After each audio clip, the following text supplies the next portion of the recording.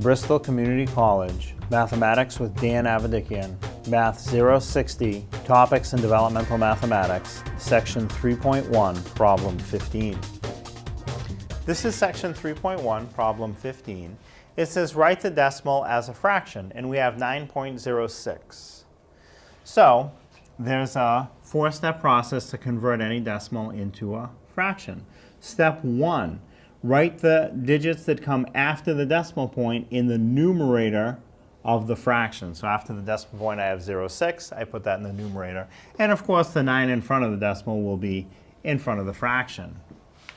Now, step 1, put the digits that come after the decimal in the numerator of a fraction.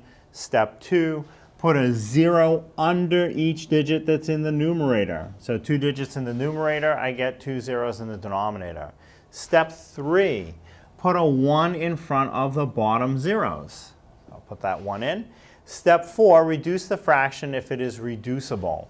So the first thing I'm going to do, 9 and 0, 6 over 100. Let me just write that as 9 and 6 over 100.